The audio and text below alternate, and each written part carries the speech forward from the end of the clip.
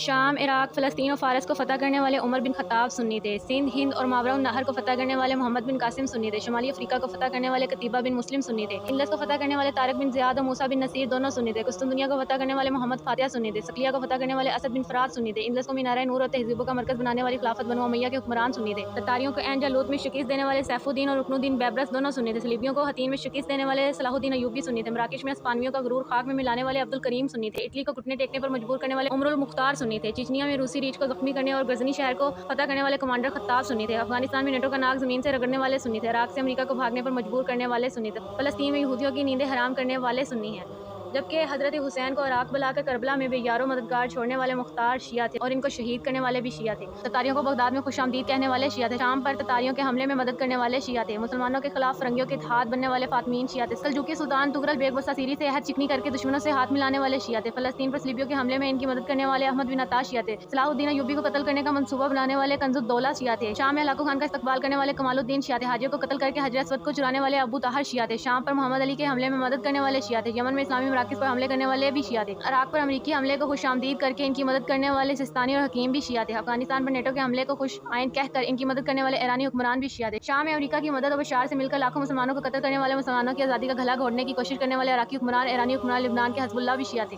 خلافت عثمانیہ کے خلاف بغاوت کر کے لاکھوں مسلمانوں کو قتل کرنے والے اسماعیل بھی شیعہ تھے۔